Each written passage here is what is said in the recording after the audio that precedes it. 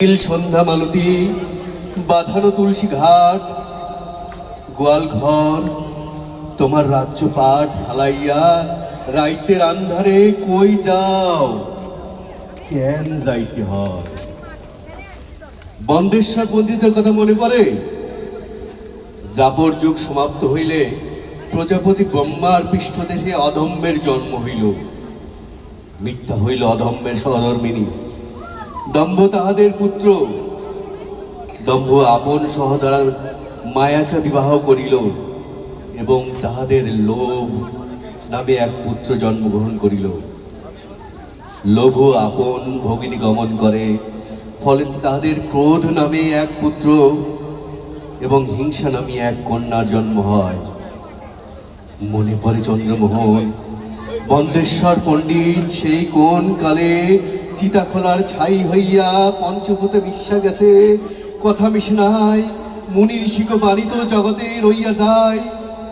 দম্ভ আর মায়ার বিয়া আইজ হয়।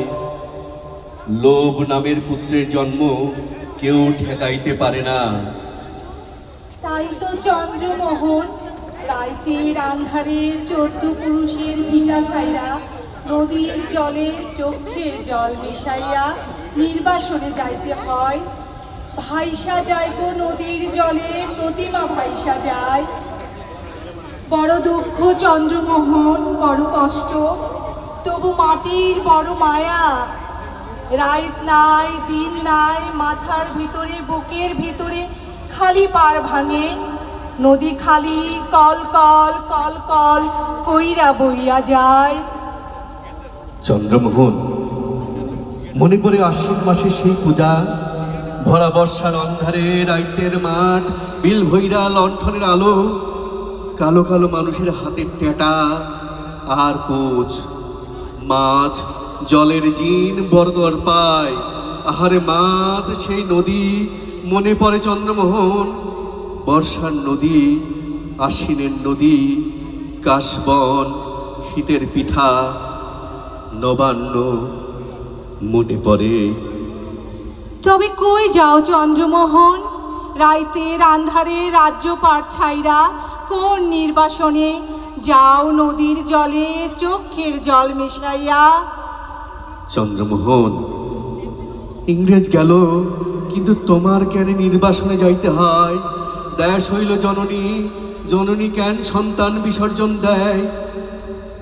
৭১ যুদ্ধের কথা মনে পড়ে? মানুষের কি কষ্ট, প্রাণের কি মায়া, লাখো লাখো মানুষ, রক্ত আগুন, ভয় কান্না দীর্ঘশ্বাস।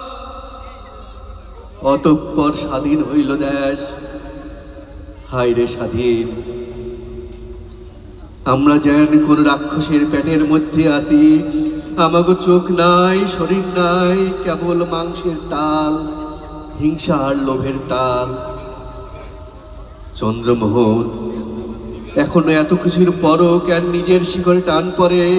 এখনো কেন নিজের শিকড়ে টান পড়ে? এখনো কেন সন্ত্রস্ত থাকতে হয়? সদা দেশ তো স্বাধীন, দেশ তো স্বাধীন, তবু কেন তুমি হও ভীত? কেবল এই জন্যে যে তোমার নাম চন্দ্রমোহন। ধন্যবাদ।